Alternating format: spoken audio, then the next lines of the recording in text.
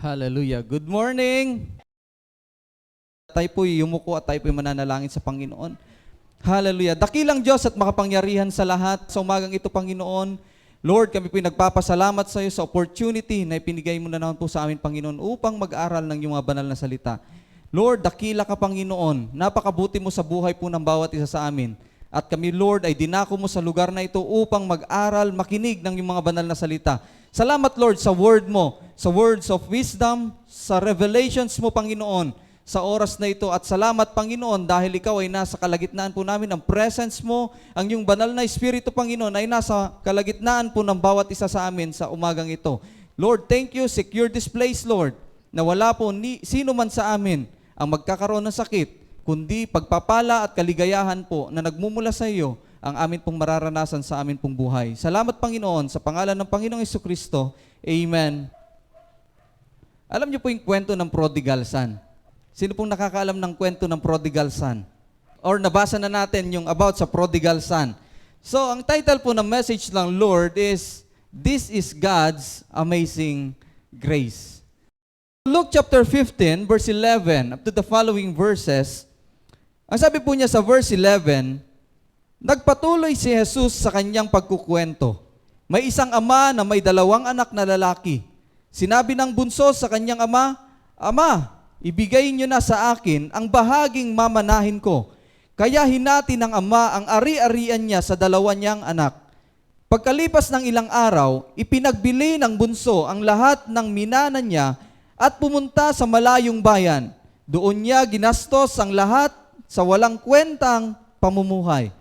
Nang maubos na ang pera niya, nagkaroon ng matinding tagutom sa lupaing iyon at naghirap siya. Kaya namasukan siyang bilang tagapag-alaga ng baboy sa isang taga roon. Sa tindi ng kanyang gutom, parang gusto na niyang kainin kahit pagkain ng mga baboy dahil walang nagbibigay sa kanya ng makakain. Verse 17, nang makapag-isip-isip niya ang lahat, sinabi niya sa kanyang sarili, sa amin, kahit ang mga utusan ng aking ama ay may sapat na pagkain at sobra pa, pero ako rito ay halos mamatay na sa gutom. Babalik na lang ako sa amin at sasabihin ko sa aking ama, Ama, nagkasala po ako sa Diyos at sa inyo. Hindi na ako karapat-dapat na tawaging anak ninyo. Gawin niyo na lang akong isang mga utusan ninyo. Kaya bumalik siya sa kanyang ama. Malayo pa ay natanaw na siya ng kanyang ama at naawa ito sa kanya. Kaya patakbo siya nitong sinalubong, niyakap at hinalikan. Sinabi ng anak sa kanyang ama, Ama, nagkasala po ako sa Diyos at sa inyo. Hindi na ako karapat-dapat na tawaging anak ninyo. Pero tinawag ng ama ang mga utusan niya. Madali, dalhin niyo rito ang pinakamagandang damit at bihisan siya. Lagyan ninyo ng singsing ang daliri niya at suotan ninyo ng sandalyas ang mga paa niya. At gumawa kayo ng batang baka na pinataba natin at katayin nyo, magdiwang tayo. Dahil ang anak ko na akala ko'y patay na, ay bumalik na buhay. Nawala siya pero muling nakita. Kaya nagsimula silang magdiwang. Samantalang nasa bukid noon ang anak na panganay at nagtratrabaho, nang pauwi na siya at malapit na sa kanila, narinig niya ang tugtugan at sayawan sa bahay nila. Tinawag niya ang isang utusan at tinanong, bakit anong mayroon sa bahay? Sumagot ang utusan, dumating ang kapatid nyo, kaya pinakatay ng inyong ama ang pinatabang baka upang ihanda dahil bumalik siyang ligtas at nasa mabuting kalagayan. Nagalit ang panganay at ayaw pumasok sa bahay, kaya pinuntahan siya ng kanyang ama at pinakiusapang pumasok. Pero sumagot siya, pinaglingkuran ko kayo ng tapat sa loob ng maraming taon at kailanman ay hindi ko sinuway ang utos ninyo. Pero kahit minsan ay hindi ninyo ako binigyan ng kahit isang batang kambing para makapaghanda ako at makapagsaya kasama ang mga kaibigan ko. Pero nang dumating ang anak ninyong lumustay ng kayamanan ninyo sa mga babaeng bayaran, ipinagpatay nyo pa ng pinatabang baka, sumagot ang ama, Anak, lagi tayong magkasama at ang lahat ng ari-arian ko ay sa iyo. Dapat lang na magsaya tayo dahil ang kapatid mo na inakala nating patay na ay bumalik na buhay. Nawala siya, pero muling nakita. So makikita po natin, gusto ko pong pag-aralan natin ang parable na ito para maintindihan po natin ano ba yung mensahe ng Panginoon. Tayo minsan pag naririnig natin ng prodigal son, nakafocus tayo doon sa ginawa ng anak. Yes, alam natin, napakaraming preaching na narinig po natin na ang sabi doon, pinapakita dito yung attitude na meron yung batang ito. Na sinasabi, siya ay ma-pride, siya ay rebelde sa kanyang tatay, pero this morning, iba po yung ating pag-aaralan. We will not be focusing on the son, but we will be focusing on the father's heart. Sa puso ng kanyang ama. Marami po sa atin dito, sino rito ang may nakaaway na? Sinong nasubukan ng nagpatawad ng taong galit sa kanya or kaaway niya? Ano pong nararamdaman ninyo nung time na pinatawad nyo yung tao na kaaway ninyo? Napakagaan sa pakiramdam. Right? Halimbawa, mga 5 taon na kayong magkaaway. Saka dumating sa point na pinatawad nyo itong taong ito. Di ba? Isipin nyo, sayang yung 5 years na dala-dala ko yung sama ng loob na yan. Nasayang yung 5 taon na sana noon pa pinatawad ko na kahit ano pa yung ginawa niya sa akin. Lahat po tayo dumating sa point ng buhay natin na merong tao na nakagawa sa atin ng hindi tama at ng masasamang mga bagay. Pero bilang isang Kristiyano, tayo ay tinuturuan ng Lord na sa kabila ng mga bagay na ginawa sa atin ng mga tao, kahit na gaano pa nila sinira ang araw mo, sinira ang buhay mo, wala kang ibang dapat gawin para umayos ang buhay mo at gumaan ang pakiramdam mo, yun ay ang magpatawad sa kanila. Imagine mo, diba, ang dami ng problema sa buhay, yung sama ng loob mo, dala-dala mo pa rin hanggang ngayon. Ang dami mong problema, kasama pa yon na binubuhat mo yung sama ng loob mo. Napakasimpleng mga bagay, but sometimes, hanggang ngayon, dala-dala natin yung bigat ng loob natin dahil sa sama ng loob na yan. Amen? But it's about time na maunawaan po natin ang word ng Panginoon, ang parable na ito. So we need to understand ang verse po na ito according to the context. Okay. So the younger son, yun pong batang anak, yung humingi ng kanyang mana, they are the tax collectors and the sinners. Pag gumamit po ang Panginoon ng mga parables, it means meron po siyang pinapatukuyan ng mga tao. So ayaw naman ng Panginoon na gamitin niya ang mga tax collector at ang mga masasamang tao. So ayaw gamitin ng Panginoon yung word na ganon. So nagbibigay ang Panginoon ng mga parables. So the younger son represents the tax collectors and the sinners. Sa panahon po ng Panginoong Jesus, isa sa pinakamasamang tao sa mundo ay ang mga tax collectors. Dahil sila kumukuha minsan ng hindi tama na tax sa mga tao.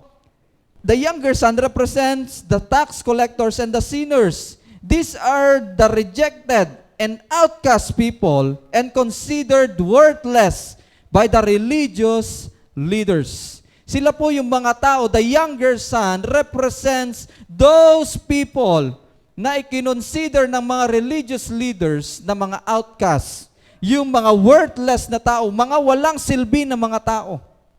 Okay, so the father represents, in the parable, represents our God, the Father.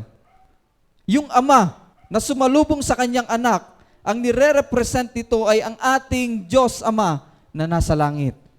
And the older son, yung panganay, yung mas matandang anak. This represents the religious leaders and other people considering themselves righteous. They are the Pharisees, the Sadducees, sila po yun. So yung older son, siya ay nire-represent niya yung mga religious leaders. Alam niyo mga religious leaders nun? Pag ikaw ay hindi Hudyo, ang tingin sa'yo, panggatong ka at sa impyerno ka dapat. At ang tingin nila sa sarili nila, ang mga religious leaders na ito, sila lang ang matuwid sa harapan ng Panginoon. Saan po tayo dito? Okay, siguro naman hindi po tayo father, no? But the Bible says it represents, tayo ay nire-represent nung younger son. But sometimes, tayo ay nagiging older son. Paano nangyari yan, pastor? Minsan, ang tingin natin sa sarili natin, tayo ay matuwid at ang ibang tao ay masasama. Sometimes, ganun po tayo. Akala natin tayo ay matuwid. Akala natin wala tayong kasalanan. And then we keep on judging other people dahil akala mo sa sarili mo, you are righteous. At ang ibang tao ay makasalanan. So napakaraming katuruan na po patungkol sa parable na ito. At nakafocus lamang ito sa anak na lumayo sa kanyang ama. Napakarami na pong teaching na narinig po tayo about the parable, sa parable na ito. But nakafocus po tayo minsan doon sa buhay ng anak na lumayo. Pero kailangan din po nating makita ano ba yung puso ng ama sa kanyang anak. Ano ba yung heart ng father sa kanyang son na umalis. So ang parable na ito po ay hindi katanggap-tanggap sa mga Hudyo, lalong-lalo na po sa mga religious leaders. Kaya hindi po ito katanggap-tanggap dahil hindi pwede na ang anak ay hingin niya ang mana niya sa kanyang ama. Ang mana ay kusang ibinibigay ng tatay sa anak kung siya ay malapit ng mamatay. Pero hindi po dapat kunin or hingin ng anak ang kanyang mana sa kanyang magulang habang buhay pa ang magulang. Amen? Kaya hindi ito naging katanggap-tanggap. Yung ginawa ng anak ay hindi katanggap-tanggap sa mga religious leaders dahil hindi dapat kinukuha ng anak yung kanyang mana. And then, yung ibenta niya yung kanyang minana sa kanyang ama at nilustay niya yung kanyang minana sa kanyang tatay, hindi din po katanggap-tanggap sa harapan ng mga religious leaders. Amen? Pangatlo, hindi din katanggap-tanggap sa kultura ng mga Hudyo. Nung bumalik yung anak, ay sinalubong niya. So yung ginawa ng tatay na sinalubong niya yung anak nung bumalik ito, hindi ito katanggap-tanggap sa kultura ng mga Hudyo. Bakit? Dahil ang karapat-dapat na mangyari sa anak, ang isang anak na rebelde, ang isang anak na suwail sa mga magulang, ang anak na ma-pride, sa kultura ng mga Hudyo, ang dapat gawin dyan ay pagbababatuhin ng mga leaders, ng mga religious leaders hanggang sa siya ay mamatay. Ganun katindi. Pag ikaw rebelde na anak, pag ikaw suwail na anak, pag ikaw na anak sumasagot ka sa mga magulang mo, dadaling ka ng magulang mo sa mga religious leaders, sa mga leaders, and then anong gagawin sa'yo? Dadampot sila ng bato at babatuhin ka hanggang mamatay ka. Kaya yung ginawa ng tatay na sinalubong niya yung anak niya na naging ma-pride, nagrebelde sa kanya, mali yun sa kultura ng mga Hudyo. Pero ano yung heart ng tatay? Maliwanag na mali ang ginawa ng anak sa harapan ng mga leaders. Maling-mali din ang ginawa ng tatay dahil labag ito sa kanilang kultura. Pero kahit mali ang ginawa ng ama, ginawa niya ito dahil sa sobrang pagmamahal niya sa kanyang anak na nawala. And this is what we call grace. Amen? So ano ba ang kamangha-mangha sa grasya ng Panginoon? God's amazing grace in the parable. Ano ba yung kamangha-manghang grasya ng Panginoon dun sa binasa natin na parable? Number 1, God gave us what we don't deserve. Ibinigay ng Diyos sa atin ang isang bagay na hindi tayo karapat-dapat tumanggap. Ang sabi niya sa verse 21, sinabi ng anak, Ama, nagkasala po ako sa Diyos at sa inyo. Hindi na po ako karapat-dapat na tawaging anak ninyo. Yung anak po, alam niya mismo kung ano yung kanyang kasalanan. Alam niya kung ano yung kanyang nagawa. Kaya nga sabi niya, Tatay, nagkasala po ako sa Diyos at sa inyo, at hindi na ako karapat-dapat na tawaging anak ninyo. Alam niya yung kasalanan niya.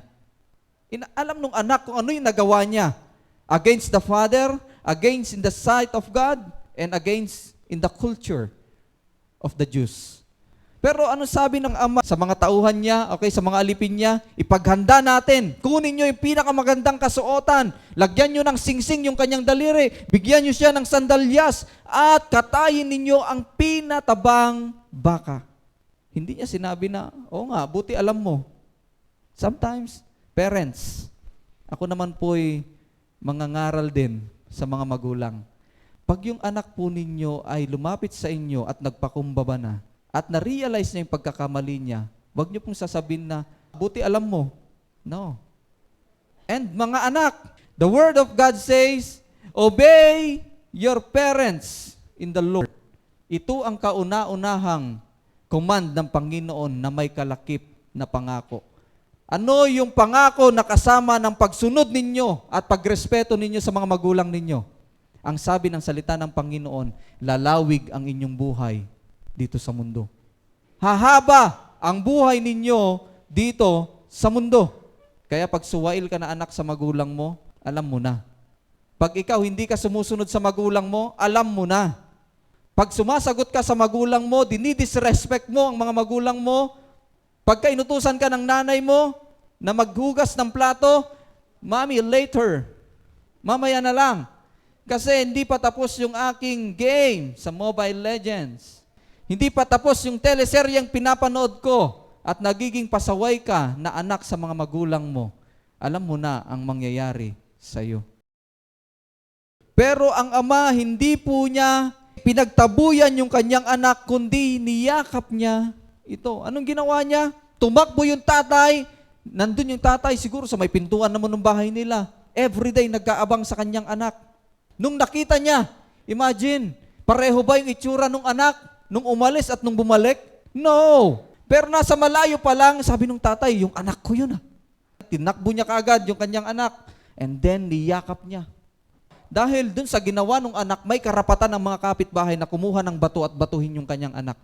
Talagang kinuveran niya yung anak niya. Why? Para kahit batuhin yung anak niya, hindi yung anak niya ang mababato, kundi siya mismo. Nakita niyo yung puso ng tatay sa anak? Nagkasala yung anak, napakasama nung anak kung titignan natin, pero nung bumalik yung anak, hindi tinignan nung tatay yung nagawa nung anak, kundi yung puso ng tatay nandun pa rin sa kanyang anak at ipinakita niya ang kanyang pagmamahal sa kanyang anak. Kaya mga anak, huwag niyong isipin na hindi kayo mahal ng inyong mga magulang. Mahal na mahal kayo ng inyong mga magulang. Kaya nga nung nakita nung tatay, napakalayo pa lang nung anak, okay, ayun na yung aking anak, baka batuhin yan. Kailangan kong salubungin. So hindi ibinigay ng ama ang nararapat na kabayaran doon sa kasalanan ng anak, kundi ibinigay niya ang isang bagay na hindi dapat tanggapin nung kanyang anak. At ano yun? Yung pagmamahal at pagtanggap nung ama. Amen? Hindi dapat tanggapin nung anak yun.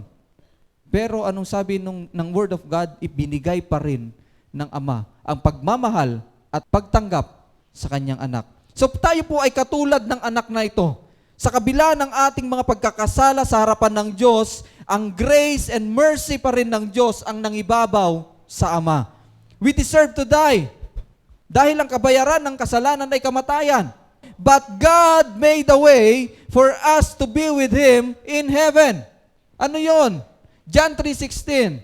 For God so loved the world that He gave His only begotten Son. In the book of John, I am the way, the truth, and the life. No one comes to the Father except through me, Jesus says. Ano sabi ng Panginoong Hesus? Ako lang ang daan. Kaya nga, dun sa John 3:16, nagbigay ang Panginoon ng daan para ang isang tao ay mapunta sa kaharian ng Panginoon, and that is His Son. At ang sino man na sumampalataya sa kanyang anak ay hindi mamamatay. Diba? Serve natin mamatay. Deserve natin mapunta sa impyerno. And then, ang sabi ng Word of God, at kung sino mang sumampalataya sa kanyang anak, ay hindi mamamatay, kundi magkakaroon ng buhay na walang hanggan. Hallelujah! Napakabuti ng Ama. Si Jesus Christ died on the cross para tayo ay mapalaya sa kasalanan. Amen? Mahal tayo ng Panginoon. Love na love tayo ng Father.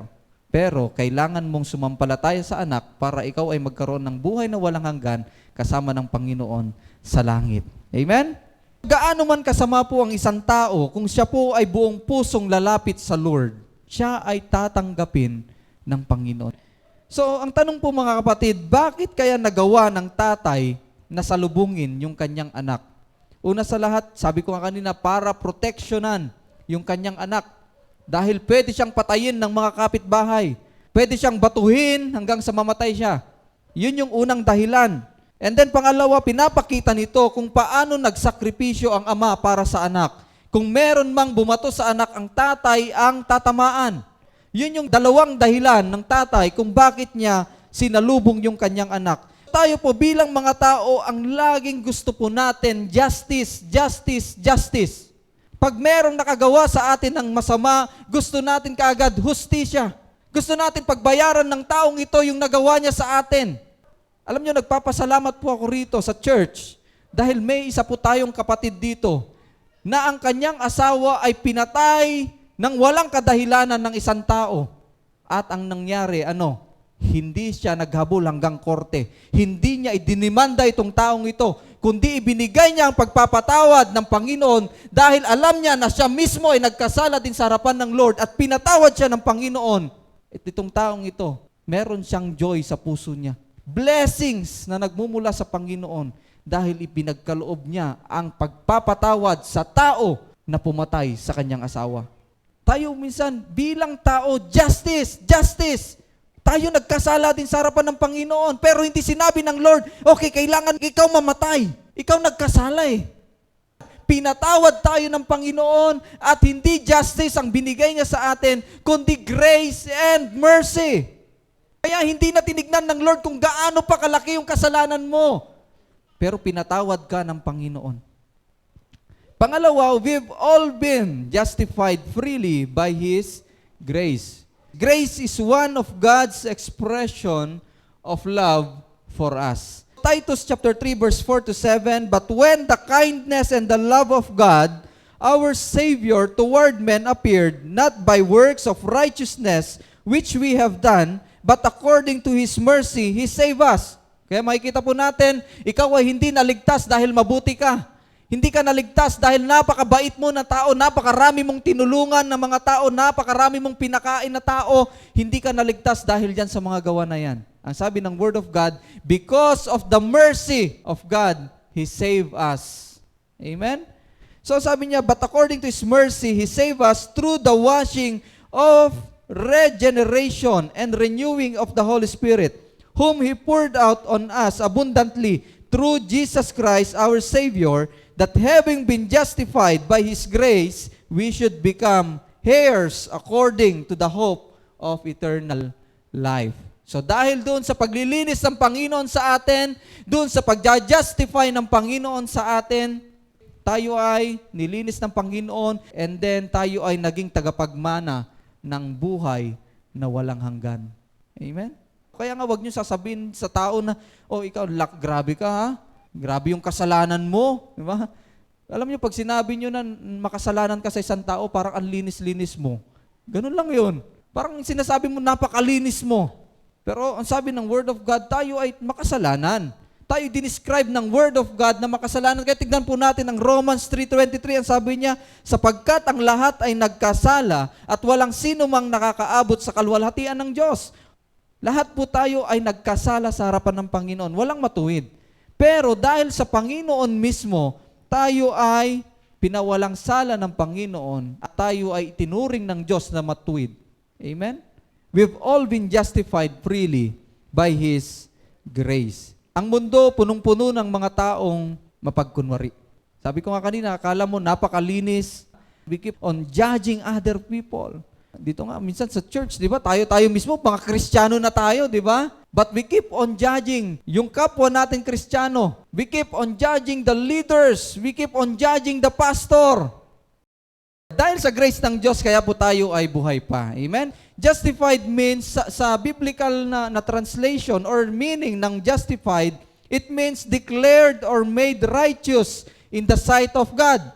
So we are declared righteous in the sight of God because of Jesus takes all our sin and paid it on the cross. So our righteousness is not based on our good things na ginawa, not based on our good works, but on the finished work of Christ on the cross. Pangatlo, He welcomes us into relationship with Him. Verse 17, ang sabi niya, when He finally came to His senses, yung anak, nung nakapag-isip yung anak, it means repentance. Na-realize niya yung kanyang pagkakamali. Nagkaroon ng true repentance. Nagkaroon ng totoong pagsisisi. And then in verse 21, His son said to Him, Father, I have sinned against both heaven and you, and I am no longer worthy of being called your son. So anong ibig sabihin nun? He humbles himself. Pag ikaw na-realize mo yung pagkakamali mo sa harapan ng Panginoon, na-realize mo yung mga kasalanan mo sa harapan ng Lord, humble yourself. Huwag ka na magmalaki. Yun po yung ginawa nung anak. Sabi sa tatay, wala akong karapatan, tay. Nagkasala ako sa Diyos at sa'yo. Hindi na ako karapat dapat tatawagin mong anak. Hello? And then in verse 20, ang sabi po niya, so he returned home to his father, and while he was still long way off, his father saw him coming, filled with love and compassion. He ran to his son, embraced him, and kissed him. Ano ibig sabihin nito? If you repent and humble yourself before God, God will accept you no matter what sin you have committed. Kahit anong kasalanan yung gawa mo, pag ikaw ay humingi ng tawad sa Panginoon, lumapit ka sa Diyos ng may pagpapakumbaba, ang Diyos ay handang tanggapin ka regardless kung anong kasalanan mo. Yayakapin ka ng Panginoon. Iko-consider ka ng Lord na isang matuwid at kanyang tunay na anak. Amen? Kaya nga nung tinanggap ng tatay yung anak, kahit ano yung nagawa ng anak, ano sabi ng tatay? Ipaganda nyo. Magdiriwang tayo. Bigyan nyo ng singsing. Damitan nyo ng maayos. And then bigyan nyo ng sandalyas. Dahil ang anak ko, na akala natin patay, ay buhay. Nawala, ngunit narito na. Amen? Pag nagkakasala ang tao, tayo nawawala sa Panginoon. Kaya nga pag ikaw wala sa Lord, wag mo naisip mapalayo sa Panginoon. Magiging hindi maganda yung buhay mo pag malayo ka sa Lord. Kaya ngayon mga kapatid, tayo ay nasa Panginoon na wag niyong naising mag-backslide. Mahirap ang buhay ng malayo sa Panginoon. Amen? So ito po yung sinasabi ng Word of God. And John chapter 8 verse 35, a slave is not a permanent member of the family, but a son is a part of the family forever. Amen? Sino dito yung mga anak ng Diyos? Amen. Alam niyo mga kapatid, ang sabi ng Word of God, you are not considered as a slave because a slave is not a permanent part of the family, but a son is a part of the family forever. Ikaw ay anak ng Diyos at ikaw ay parte ng pamilya ng Diyos magpakailanman. Kaya napakasarap maging anak ng Diyos. Amen? A son is part of the family forever.